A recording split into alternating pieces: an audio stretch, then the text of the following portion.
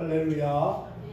하나님이 함께 하시는 은혜와 평강이 오늘도 주님 앞에 기쁜 마음으로 예배를 드리는 여러분 모두에게 충만하기를 기원합니다.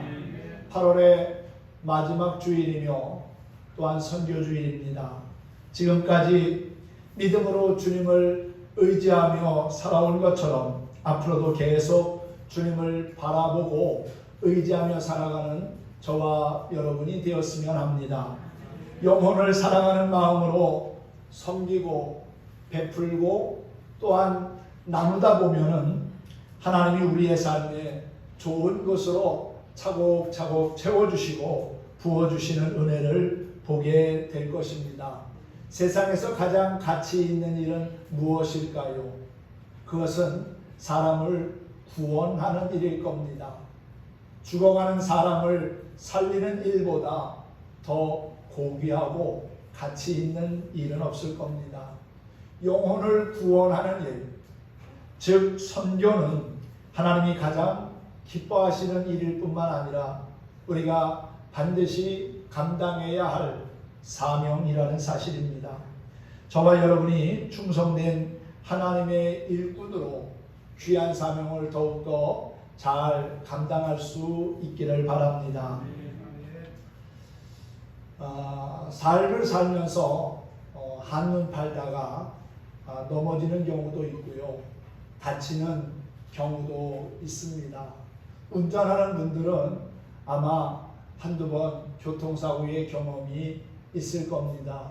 교통사고도 가만히 보면은 잠시 한눈 팔다가 딴짓하다가 사고를 만나는 그러한 경우들이 있습니다. 실수하고 한눈 파는 경우가 많다는 거죠. 2019년 교통사고 통계를 보니까 우리나라 한 해 동안 약 129만 2천 건이나 교통사고가 있었다고 합니다. 한 달로 평균을 내보면 한 달에 약 10만 7천 건 정도의 교통사고가 일어난 거고요. 하루로 따지면 약 3,500건 정도 교통사고가 일어난 겁니다. 그리고 한 해 동안 사고로 죽은 사람이 약 3,400명 정도가 된다는 거예요. 조금 조심하면 위험에서 벗어날 수도 있는데 조심하지 않고 한눈 팔다가 그렇게 큰 어려움을 만나고 또 목숨까지 잃는 그러한 상황들이 있다는 겁니다. 그런데 영적인 삶도 마찬가지입니다. 잠깐이라고 하는 짧은 시간에 방심하고 영적으로 한눈 팔다가 악한 마귀의 타깃이 되어서 시험에 들기도 하고 유혹에 빠지는 경우도 있습니다. 그러므로 우리는 두 눈을 부릅뜨고 주님을 바라보며 의지하며 살아야 될 줄로 믿습니다. 한눈 팔지 말고 오직 하나님만을 의지하는 우리 모든 성도들이 되기를 소망합니다. 오늘은 역대기상 10장 13절과 14절의 말씀을 가지고 오직 하나님만을 의지하라는 제목으로 함께 은혜를 나누고자 합니다. 1892년 미국의 조지 윌슨이라고 하는 남자가 우체국에서 강도 행각을 벌이다가 사람을 죽이고 체포되어서 교수형에 처하게 되었습니다. 그러나 주변 사람들의 간절한 탄원으로 당시 대통령이었던 앤드류 잭슨이 사면을 해줍니다. 그런데 정작 조지 윌슨은 어이없게도 사면을 완강하게 거부하고 사형장에서 죽겠다고 고집을 피웁니다. 그 바람에 주변 사람들은 물론 사면을 허락해준 대통령마저도 곤욕스럽게 만들었습니다. 살릴 수도 죽일 수도 없는 난감한 상황입니다. 마침내 대통령이 이를 연방 대법원에 넘겨서 그 결정을 따르기로 했는데 당시 대법원장이었던 존 마샬은 다음과 같은 판결을 내렸다고 합니다. 사형을 언도받은 사형수가 사면을 거부하는 것은 상상도 할 수 없는 일이지만 그가 거절했다면 그 사면은 효력이 없다라고 판결을 내렸어요. 그리하여 이 윌슨이라고 하는 사람은 대통령의 사면에도 불구하고 결국은 사형장에서 생을 마치고 말았다는 겁니다. 아담의 타락은 인류로 하여금 죄와 사망이 지배하고 지옥의 형벌을 피할 수 없게 만들었습니다.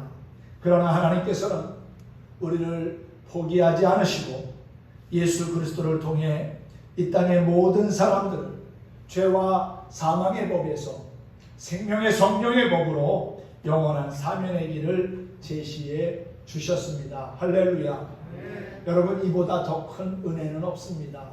죄로 인하여 멸망당할 수밖에 없고 죽을 수밖에 없는 우리들을 하나님께서 사면해 주셨다. 이보다 더 큰 은혜가 어디 있습니까?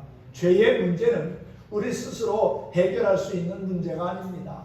우리가 해결할 수 있다면 이 땅에 예수님이 오실 이유가 없었지요.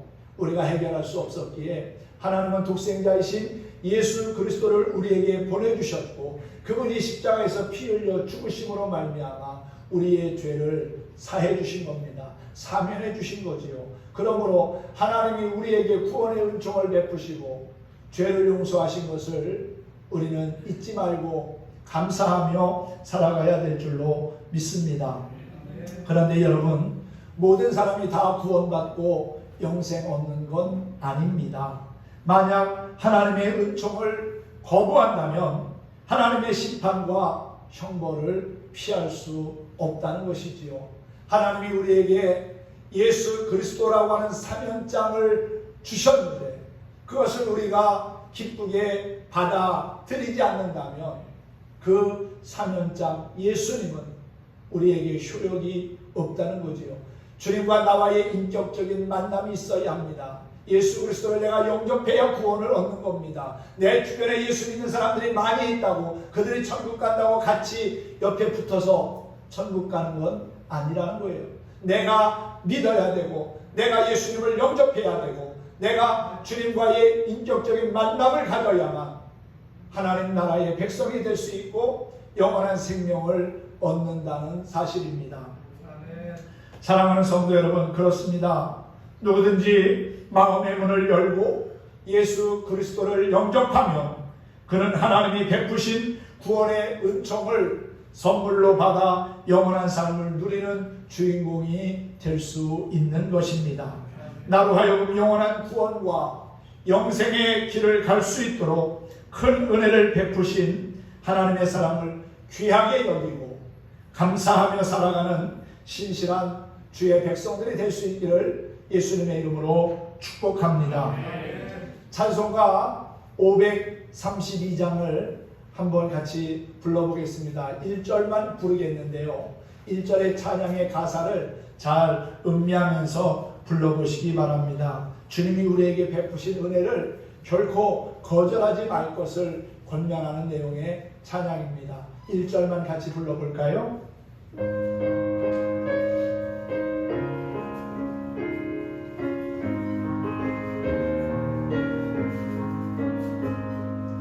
주께로 한 걸음씩 왜 가지 않느냐 내 죄를 자복하고 그 앞에 나가라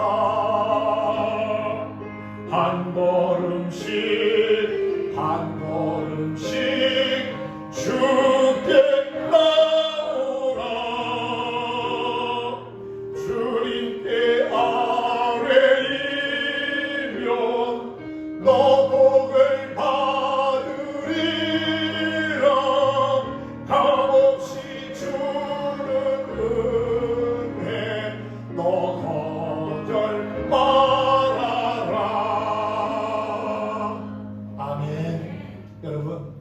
빨리 나아가지 않아도 괜찮습니다. 천천히 가면 어떻습니까? 목표만 잃지 않으면 되잖아요. 주님은 우리가 한 걸음 한 걸음씩이라도 주님 앞으로 가까이 나아오기를 원하시고요. 주님이 우리에게 값없이 주신 그 은혜를 거절하지 않기를 원하십니다. 여러분, 주님이 우리에게 끊임없이 베푸는 은혜를 스스로 거절하여 죄악된 길로 가는 어리석은 자가 아니라 주님이 원하시는 거룩한 믿음의 길을 끝까지 잘 달려갈 수 있는 신실한 그리스도인이 되기를 소망합니다. 영화나 드라마의 연출가는 누구를 주인공으로 세울지를 세심하게 고민하고 선택을 합니다. 그리고 주인공이 연출자의 지시를 잘 따를 것을 요구합니다. 아무리 인기가 있는 주인공이라도 연출가의 지시를 따르지 않는다면 계속 주인공 배역을 맡는 것은 불가능합니다. 우리가 살아가는 역사의 현장 가운데서도 주인공의 교체는 언제든지 일어날 수 있다는 겁니다. 역대기는 이스라엘의 역사를 통해 강하고 부유한 자들이 아니라 하나님을 바르게 섬긴 자들이 역사의 계보를 이어간다는 것을 교훈하고 있습니다. 사울 왕가의 몰락을 보면서 우리가 기억해야 할 것이 있습니다.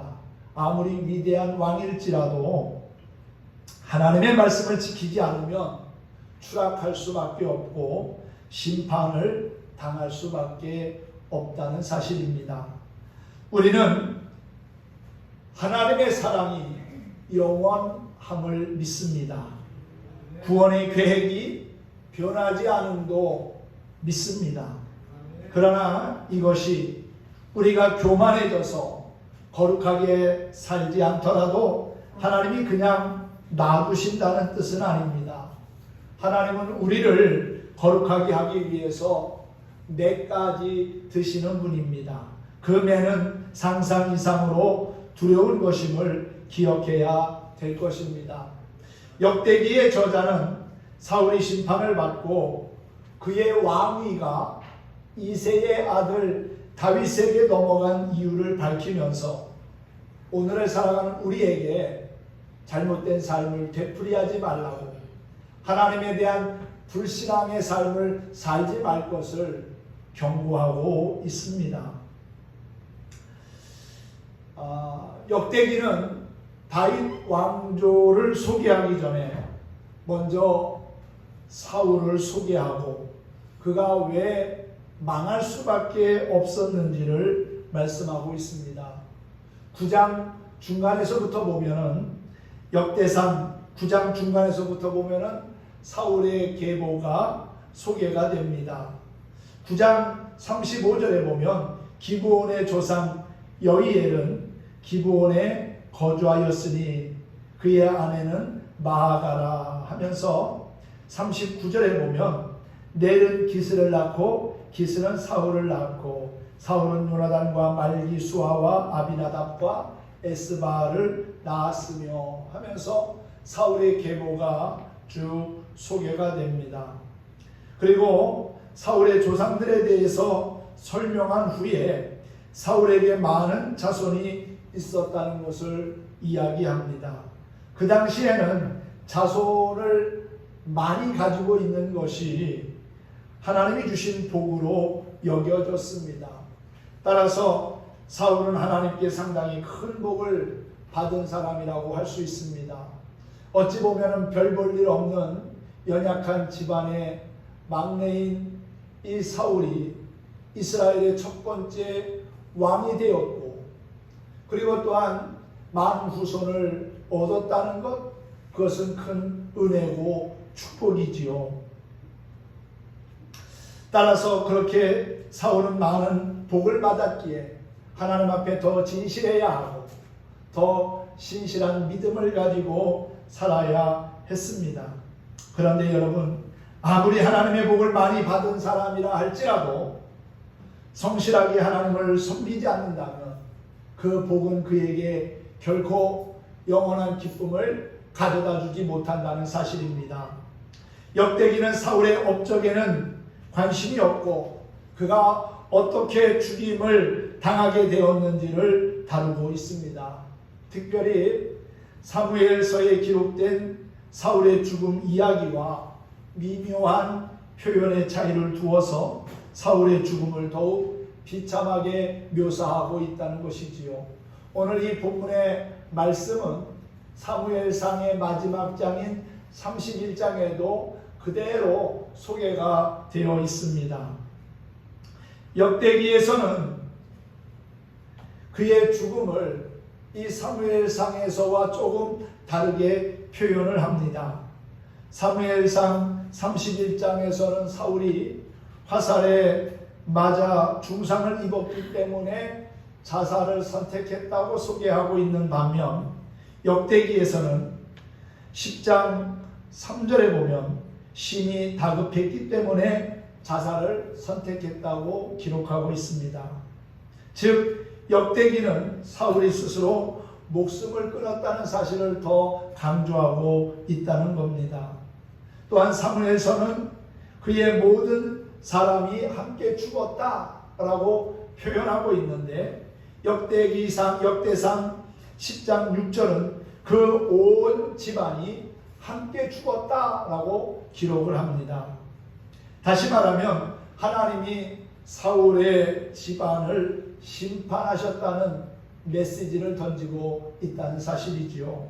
사무엘서는 그의 시체가 사울의 시체가 벳산 성벽에 못 박혔다고 했는데 역대기에서는 그의 머리를 다곤의 신전에 매달았다라고 쓰고 있습니다.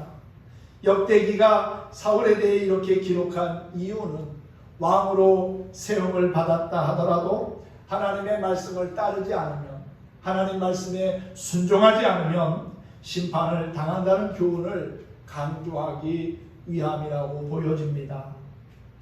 우리가 하나님의 백성이라고 자만해서는 안 된다.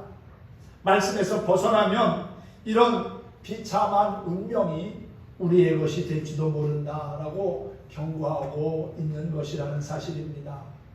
역대상 10장은 이스라엘 초대 왕인 사울의 몰락을 아주 생생하게 소개합니다. 장장 40년 동안 이스라엘을 다스린 사울의 시대가 너무도 허무하게 막을 내립니다. 사울의 생애는 해피엔딩이 아니라 비극으로 끝이 납니다. 그것도 아주 처절한 비극입니다. 블레셋 사람들과의 전쟁에서 사울과 그의 아들들 모두가 죽임을 당합니다. 전사하게 되었다는 거지요. 사울 가문 전체가 몰락했습니다. 맹렬한 전쟁터에서 먼저 사울의 아들들이 죽습니다. 요나단과 아비나답, 멜기수아가 블레셋 군대에게 죽임을 당합니다. 홀로 남은 사울은 적군의 손에 죽는 치욕보다 스스로 자살하는 것을 선택합니다.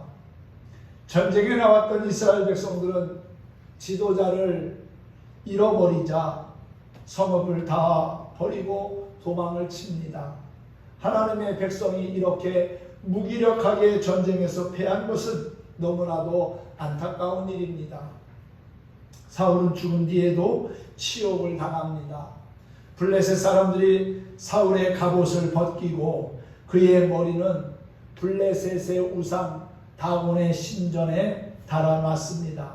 하나님께 기름 부음을 받고 세워진 이스라엘의 왕 사울의 머리가 치욕스럽게도 전리품 취급을 당하며 우상 앞에 놓인 겁니다.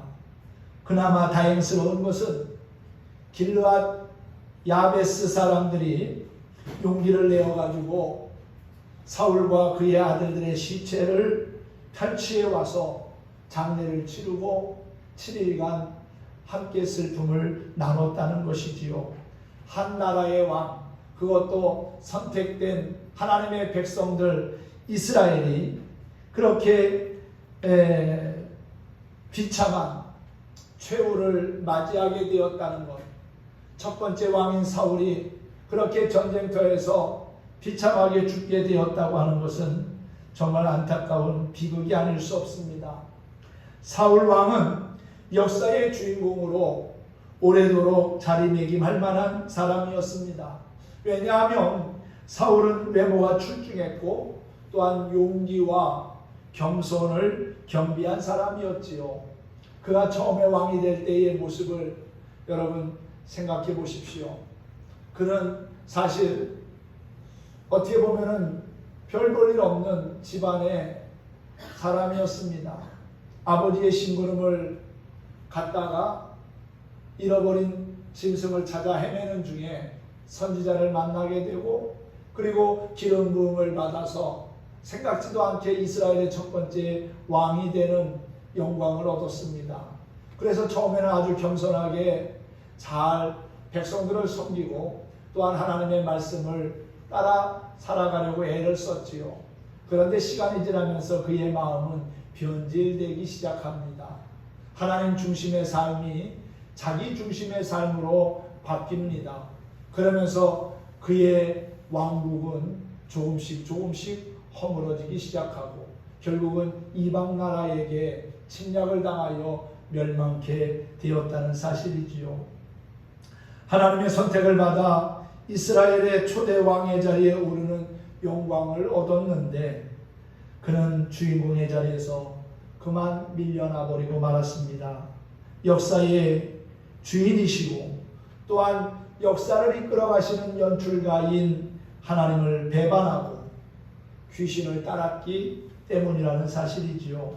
그는 하나님이 가장 싫어하는 접신의 죄를 저질렀습니다. 사실 어려운 환경을 만나면 하나님께 기도하는 것이 먼저지요. 그를 왕으로 세우신 분이 하나님이라는 사실을 인식했다면 그는 그렇게 무당을 찾아가서 도움을 청하지는 않았을 겁니다. 그런데 상황이 어려워지다 보니까 하나님께 기도하는 걸 잃어버리고 눈에 보이는 사람을 찾아가는데 무당을 찾아가서 묻습니다. 그리고 그의 가르침을 받았다고 했지요. 그것은 하나님을 경홀히 여기는 행동이었습니다. 역사의 주인이시고 자신을 왕으로 세우신 이가 하나님이라는 사실을 잃어버리니까 결국은 하나님의 음성에는 귀를 막고 무당에게 귀를 열어서 그의 도움을 청하는 그러한 인생이 되어져 버리고 말았다는 것입니다.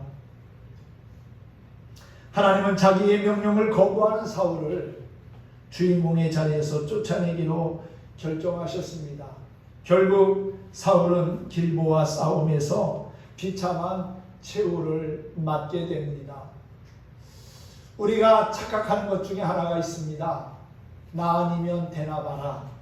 그러한 착각을 가지고 사는 이들이 많이 있습니다. 특히 믿음의 공동체 안에서도 그런 일들이 있어요. 내가 그동안 열심히 봉사하고 헌신하며 또한 교회도 여러 가지 많은 것을 해놨는데 내가 안 하면 이 교회가 되나 봐라. 그거는요 굉장히 위험한 생각입니다. 하나님은 그런 것을 그냥 보고 넘어가지 않습니다. 내가 안 한다고 해서 하나님이 내게 주신 사명을 감당하지 않는다고 해서 하나님의 역사의 수레바퀴가 결코 멈춰지지는 않습니다. 내가 하지 않으면 하나님은 다른 사람을 통해서 하나님의 구원의 역사가 계속해서 이어져 가게 하신다는 거예요. 그 사실은 성경 안에만 기록된 것이 아니라 오늘을 살아가는 우리의 삶의 현실에서도 분명하게 나타나고 있다는 겁니다. 기독교의 역사를 초대교회에서부터 따진다면 2000년의 역사를 가지고 있습니다. 그 이전부터도 따질 수 있지만 예수 그리스도가 이 땅에 오심을부터 시작한다면 2000년이 넘는 그러한 교회의 역사를 가지고 있지요. 그 2000년 동안에 얼마나 많은 일들이 있었습니까? 얼마나 많은 교회의 핍박과 어려운 상황이 있었습니까? 그렇다고 해서 하나님의 구원의 역사가 끝났습니까? 멈췄습니까? 아닙니다. 하나님은 또 다른 방법으로 하나님의 계획을 계속해서 이어오셨습니다. 사람을 택하시고 그를 통하여 일하시지만 그가 하나님의 뜻대로 행하지 아니하고 죄악된 일로 가고 불신앙의 삶을 살면 하나님은 새로운 사람을 선택하셔서 그를 통하여 하나님의 구원의 역사가 계속 이루어지게 하신다는 거예요. 그것이 바로 성경이 우리에게 증거하고 있는 내용입니다. 사울이 이스라엘의 왕으로 세움을 입었지만 오늘 말씀에 보면 충격적인 내용이 소개되고 있지요. 13절입니다. 사울이 죽게 된 이유가 있다는 거지요. 여호와께 범죄하였기 때문이라. 사울이 전쟁에서 패하고 죽게 된 것, 하나님 앞에 불신앙, 불순종의 삶을 살았기 때문이라는 거지요. 죄를 범하였기에 하나님이 치셨다는 거예요. 그리고 그가 말씀을 지키지 아니하고 또 신접한 자에게 가르치기를 청하고 오늘날 무당을 찾아가서 도움을 요청했다는 것이지요. 지금 블레셋과의 싸움이 벌어졌는데 어떻게 하면 좋겠냐고 하나님 앞에 와서 기도해야 됨에도 불구하고 무당을 찾아가서 어떻게 해야 좋냐고 구한 겁니다. 어리석은 일이지요. 하나님이 세운 사람이 하나님께 나아가야 함에도 불구하고 무당을 찾아가서 도움을 청했다는 것은 하나님을 완전히 무시한 행위입니다. 그러니 하나님의 마음이 얼마나 아팠겠습니까? 또한 여호와께 묻지 아니하였으므로 여호와께서 그를 죽이시고 그 나라를 이새의 아들 다윗에게 넘겨주셨더라 그랬지요. 여러분, 사울이 이스라엘의 첫 번째 왕이 되어서 40년을 통치했습니다. 처음엔 잘했습니다. 그런데 끝이 안 좋았어요. 처음은 별 볼 일 없어도 끝이 좋은 사람이 정말 멋진 사람이고 또한 성공적인 삶을 산 사람이 아닌가 생각을 해봅니다. 처음은 아무리 화려하고 아무리 좋아도 끝이 좋지 않으면 결국은 별 볼 일 없는 거지요. 여러분, 하나님은 사울을 그렇게 이스라엘의 위대한 왕으로 세웠는데 그 사명을 잘 감당치 못했습니다. 하나님께 죄를 범함으로 말미암아 무당을 가서 찾아가 도움을 청함으로 그리고 불신앙과 불순종으로 인하여서 하나님께 묻지 않음으로 결국은 죽임을 당하고 말았고 그가 죽음으로 인해서 하나님의 구원의 역사가 멈춘 것이 아니라 하나님은 또 다른 사람 이새의 아들 다윗을 준비시키셔가지고 하나님의 구원의 수레바퀴가 계속해서 굴러가도록 역사하셨다는 사실입니다. 역대기는 사울의 패배와 죽음이 하나님께 범죄했기 때문이라고 기록하고 있지요. 하나님은 죄로 인해 죽은 사울 대신 다윗을 주인공으로 선택하시고 새로운 역사를 이끌어 가십니다. 사울의 후손들이 대대로 통치할 수 있었던 이스라엘은 이제 다윗의 후손에게 맡겨집니다. 우리는 스스로 주인공 되는 것 아닙니다. 하나님이 우리를 세우시고 주인공으로 만들어 가신다는 사실이지요. 이것을 잊으면 교만해지기 쉽고 또한 죄악된 것에 마음을 빼앗길 수밖에 없습니다. 나를 세우신 분이 하나님임을 잊지 않는 사람이 계속해서 주인공으로 쓰임받을 수 있다는 사실입니다. 그러므로 우리는 죄악된 것을 바라보거나 또한 물질과 시간을 빼앗겨서는 안 됩니다. 죄된 것을 바라보고 의지하는 자가 아니라 전능하신 하나님만을 바라보고 그 하나님만을 의지하는 신실한 그리스도인이 다 되어야 할 줄로 믿습니다. 우리가 즐겨 부르는 찬양 가운데 주만 바라볼지라 라고 하는 찬양이 있지요. 그 찬양을 함께 우리가 부르면서 오늘의 말씀을 정리하도록 하겠습니다.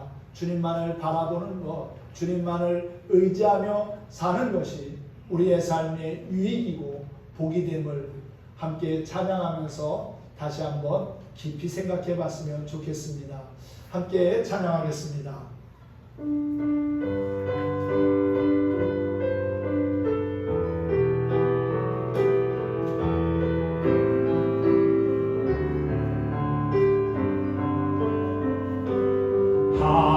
하나님의 사랑을 사랑하는 자 하나님의 평안을 바라보는 자 너의 모든 것 창조하신 우리 주님이 너를 얼마나 사랑하시는지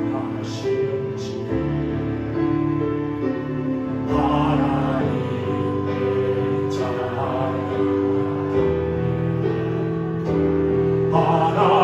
하나님의 선하심을 닮아가는 자 너의 모든 것 창조하신 우리 주님 너를 잘 삼으셨네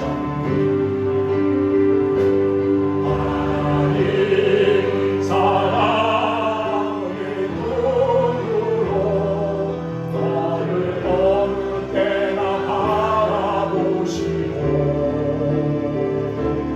하나님 인자한 귀로서 언제나 너에게 기울이시니 어둠에 밝은 빛을 비춰주시고 너의 작은 신음에도 응답하시니 넌 어느 곳에 있든지 주를 향하고 주만 바라볼지라 하나님 사랑의 눈으로 너를 어느 때나 바라보시고 하나님 인자한 귀로서 언제나 너에게 기울이시니 어둠에 밝은 빛을 비춰주시고 너의 작은 시름에도 응답하시니 넌 어느 곳에 있든지 주를 향하고 주만 바라볼지라 주만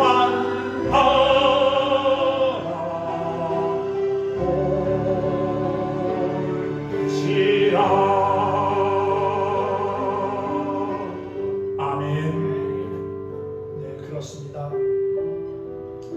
진정한 그리스도인은 오직 주님만을 바라보고 의지하며 사는 사람입니다. 그렇게 사는 것이 내게 유익과 복이 되고 하나님께 영광이 된다는 사실입니다. 사울은 하나님에 의하여 주인공으로 캐스팅된 사람이었지만 그 자리를 계속 지키지는 못했습니다.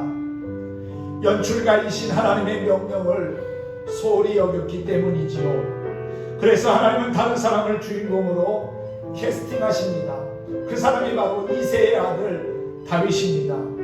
다윗은 한결같은 마음으로 연출가 하나님의 마음을 흡족하게 했습니다.